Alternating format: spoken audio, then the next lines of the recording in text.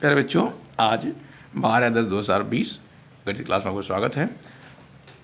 इसमें प्रश्नावली 2.4 में तीसरे का 2 पार्ट हो गया था। तीसरा पार्ट है पी एक्स बराबर के एक्स स्क्वायर माइनस वर्गमूल 2x + 1।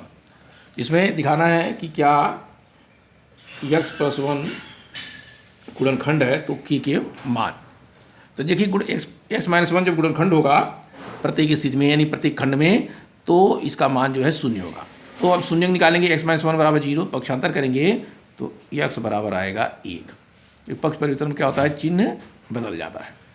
अब क्या होगा, इसको आप लिख भी सकते हैं बहुपद में x का मान रखने पर या x बराबर रखने पर, या यूँ कह सकते हैं p जो बहुपद है x का p1, अर्थात जहाँ जहाँ x है वहाँ वहाँ 1 होगा। तो k × 1 का स्क्वायर माइनस वर्गमूल 2 × 1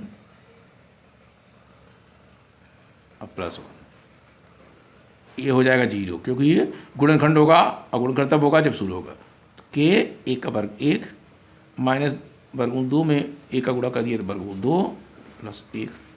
k में 1 का गुणा करेंगे तो k माइनस वर्गमूल 2 + 1 बराबर 0। अब करेंगे पूरा पक्षांतर। जब पक्षांतर कर देंगे तो क्या होगा, वर्गमूल 2 माइनस में है, ये पॉजिटिव हो जाएगा और 1 निगेटिव हो जाएगा। तो k बराबर आएगा वर्गमूल 2 + 1। ये इनके k के उत्तर होंगे।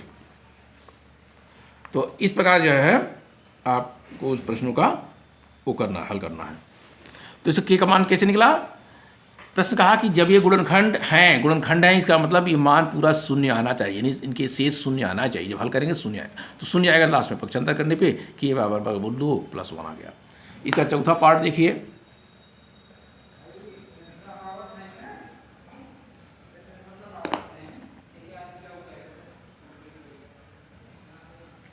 पी एक्स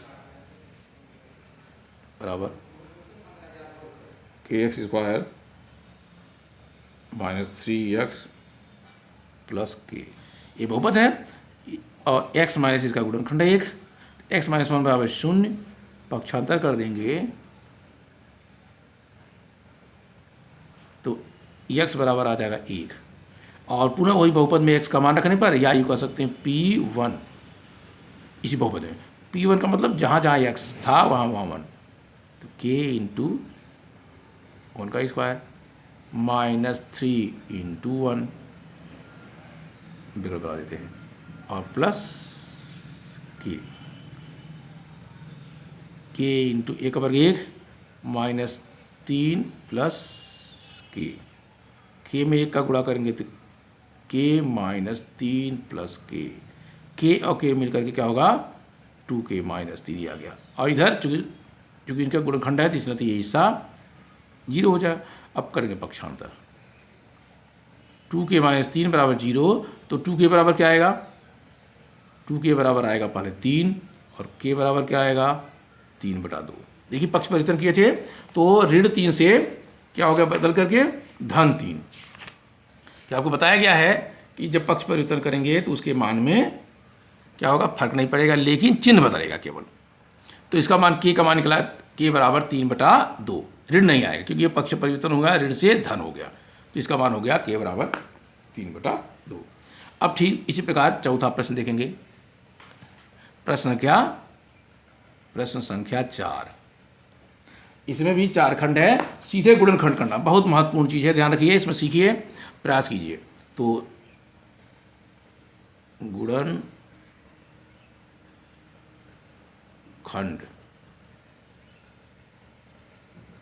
कीजिए। पहला पार्ट है इसका है 12x² माइनस 7x और +1, और इन्हीं के हल भी देखेंगे। इसमें 4 खंड है तो पहले खंड को ही देखा जाएगा और बाकी खंड बाद में। तो जब भी होगा तो इसको आपने प्रश्न उतार लिया पहले, 12x² माइनस 7x + 1, ये देखिए। अब इसमें समझने का पहले प्रयास कीजिए, करना क्या है हमें। देखिए इसमें कितने पद हैं, 3 पद, 12x² एक पद हो गया, 7x - टाइम में एक पद हो गया, एक पद हो गया। होता क्या है इसमें, प्रथम पद का जो गुणांक है, प्रथम पद ये हिस्सा है, गुणांक कहलाएंगे 12। एक्स स्क्वायर गुणांक क्या होगा 12, नहीं आता। घातांक क्या होगा 2, नहीं आता समझिए। और एक्स गुणांक क्या होगा -7, 7 नहीं -7। और अचर क्या है, अचर पद क्या है 1, ये ध्यान रखना है। तो प्रथम पद का जो गुणांक है और अचर पद, इनका गुणा कर लेते, तो यहाँ ये 12 है, इसका गुणा करने पर एक में आएगा 12, बस ऐसे एक रफली कार यहाँ 12 लिख दिया हमने। अब क्या करेंगे, 12 का गुणनखंड कर लीजिए। आपको पता है 2 छक्का 12 है, सम संख्या है, इकाई में 2 से भाग जाता है बड़े आराम से, 2 छक्का 12। फिर सम संख्या हो गया 2 तियाँ 6 और 3 एकम 3, ये गुणनखंड हो गया। यानी 2 दूनी 4 तियाँ 12 गुणनखंड हो गया। मौखिक भी आपको पता है, नहीं है तो भाग दे के हमने निकाल लिया। ये गुणनखंड जानना चाहिए कैसे होता है भाज्य गुणनखंड, तो यहाँ भी आपको काम करेगा और अगले क्लासों में भी काम करेगा। अब यही आपको सोचना है कि 2, 2, 4 और 3 ये है मिला के, कि ऐसा इनका 2 फैक्टर बनाएं। आपके पास संख्या यही है कि जोड़ने पर -7 आवे, गुणा करने पर 12 एकम 12 आवे। देखिए 12 एकम 12, यानी प्रथम पद का जो गुणांक है ये प्रथम पद अर्थात जो 12 लिखा है इसमें, और अचर पद अर्थात जो 1 लिखा है, इनका गुणा कर लीजिए और मध्य पद को ऐसे 2 अंकों में विभाजित कीजिए कि जोड़ने पर चिन्हों के ध्यान रखते हुए चिन्ह सहित वही मध्य पद का गुणांक आवे, और गुणा कर दे तो इन दोनों के गुणांकों के गुणनफल के बराबर आवे। तो देखिए 7 आया माइनस, तो हम लिखेंगे 4 एक साथ 3 एक साथ, तो 4 3 7 लिखेंगे।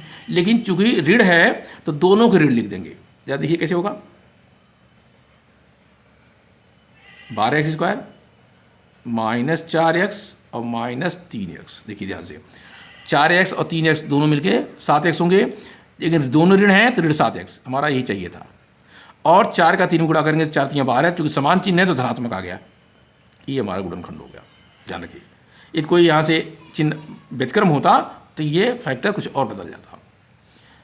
अब 3 पद से 4 पद आ गया। अब यही महत्वपूर्ण है ये कि इसके बाद केवल कॉमन लिया जाता है, इसके बाद सभी सवाल में जैसा है। देखिए 4 पद था, 2 पद एक साथ, 2 पद एक साथ, तो 12x स्क्वायर और 4x एक साथ, 3x और 1 एक साथ, तो करेंगे आज की। अब कॉमन कौन कौन अंक हैं, देखिए x यहाँ भी है, x यहाँ भी है, x स्क्वायर है। x स्क्वायर का मतलब x गुणे x, अर्थात इसमें भी x है, इसमें भी x कॉमन होगा। और क्या कॉमन हो सकता है, 4 4 एकम 4 4 3 12, तो कॉमन हो सकता है 4x। ध्यान रखना, कॉमन का मतलब इसमें भाग दें दोनों पदों में 4x से, तो 4 का अंक में 4 का 12 भाग देंगे तो सीधे मौखिक 4 3 12 होता है ना। x के x स्क्वायर में भाग देंगे तो भाग में बताया गया आपको, जब सजाती भाग हो तो घात में से घात घटेगा। यहाँ 2 घात है, यहाँ कोई घात नहीं, कोई घात नहीं मतलब 1 का घात, तो 2 में से 1 घट जाएगा तो 1 लिखेंगे, तो 1 लिखते नहीं है, केवल 3x लिख देंगे। या यूँ कहिए इस प्रकार है, एक्स स्क्वायर माने x गुणे x में x से अपने भाग दिया, 1 x से कैंसिल हो गया, केवल x बचा, ये तरीका, ये भी समझ लीजिए आप। तो 3x और 4x का जब 4x में भाग देंगे तो आएगा 1, और चूंकि असमान चिन्ह धनात्मक ऋणात्मक असमान चिन्ह ऋण 1। अब यहाँ क्या कॉमन हो सकता है देखिए, यहाँ x है, यहाँ x नहीं तो x कॉमन नहीं होगा, यहाँ 3 है, यहाँ 1 वो भी कॉमन नहीं हो सकता। तो एक ऐसा राशि है जो हर जगह कॉमन होगा, -1। अब a से भाग देंगे तो दोनों समान चिन्ह है तो धनात्मक आएगा 3x, 1 से 1 में भाग देंगे 1 तो आएगा, लेकिन असमान चिन्ह है तो ऋण आएगा। यही आना चाहिए, जिस जो ही ब्रैकेट में आए वही दूसरे ब्रैकेट में, यदि इधर उधर आ रहा है इसका मतलब हमारा कहीं कहीं गलती हो जा रहा है। अब देखिए 4 पद से यहाँ देखिए 2 पद बन गए, पदों का बंटवारा ऋण का चिन्ह लगा के या धन का चिन्ह लगा के होता, तो यहाँ से यहाँ तक देखिए कोई चिन्ह नहीं, ब्रैकेट के अंदर का चिन्ह नहीं मानेंगे, ये एक साथ है, एक ब्रैकेट दूसरा ब्रैकेट यहाँ, तो आपका कॉमन क्या हो गया, अब 3x - 1 दोनों पदों में है, यहाँ भी जो कोष्ठ वाला है। और यहाँ जब भाग देंगे तो भागफल आएगा 4x, इसमें भाग देंगे भागफल आएगा 1, छोड़ते नहीं है 1 को, ये हमारा गुणनखंड हो गया। 3x - 1 और 4x - 1 ये गुणनखंड होगा। इस प्रकार हम गुणनखंड करेंगे। देखिए कहने के लिए बहुत छोटा है, लेकिन हल करेंगे तो थोड़ा बड़ा होगा। इसका अगला पार्ट भी देखें,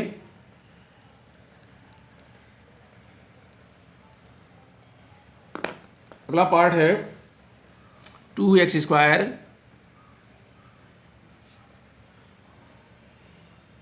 प्लस 7x प्लस 3। देखिए तरीका जैसे भी बताया हमने, प्रथम पद का गुणांक कितना है 2, इसका घातांक 2 है। देखिए ये गुणांक ये है, घातांक ये है, दिख रहा होगा आपको। और अंतिम पद क्या है, यानी अचर पद क्या है 3, तो 2 3 6। अब 6 का ऐसा गुणनखंड कर लीजिए, क्या होगा देखिए, 2 3 6 और 3 एकम 3।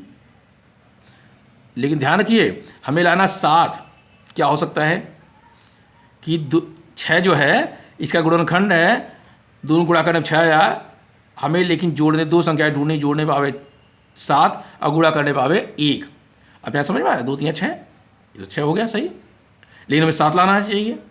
तो क्या कर सकते हैं, देखिए 6 में 1 जोड़ दें तो 6 1 7 और 6 कम 6, ऐसा हल होगा इसका। पहले आपने क्या करना है, प्रस्तुता लेना है। ये तरीका आप समझ गए। क्या बताया अभी हमने, 2x²। यहाँ क्या बताया था, 6 में 1 जोड़ेंगे 7 और 6 कम 6, तो 6x प्लस 1x नहीं लिखेंगे, केवल x लिखेंगे। 3 पर से 4 पद हो गया, इनका कॉमन। तो 2 यहाँ कॉमन है, 6 यहाँ, तो 2 कम 2 2 3 6, x यहाँ x² है। तो अभी देखो जैसे बताया, x² में x से भाग दें तो भागफल x आएगा, तो 2x कॉमन लेंगे। 2x से इसमें भाग देंगे तो अंक का अंक में भाग आएगा 1, x² से x में भाग देंगे तो आएगा x, तो 1x, तो केवल 1 लिखते नहीं, केवल x लिखते हैं। न तो घातांक लिखते कि यहाँ एक घात है, कोई घात पूछे तो यहाँ एक घात है, लिखता नहीं। यहाँ एक गुणांक भी है, एक घातांक भी है, तो लिखा नहीं जाता।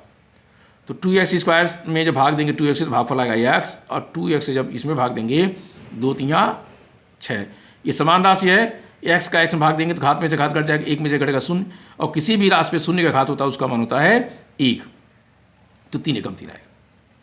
यहाँ देखिए क्या हो सकता है, यहाँ x है, यहाँ 3, x कामन होगा नहीं, 3 कामन होगा नहीं, तो केवल 1, दोनों पदों में आगे आएगा, 1 से भाग देंगे तो x आएगा, 1 से 3 भाग देंगे 3 आएगा। अब दोनों कोश में बराबर है, दोनों ब्रैकेट क्या है, x प्लस 3, और जो दूसरा है इसे भाग दिया तो 2x आया, और इसमें भाग दिया तो 1 आया। ये हमारा गुणनखंड आ गया, x प्लस 3 2x प्लस 1। ये हमारे आज के प्रश्न हैं। इसके बाद अगले टर्न पे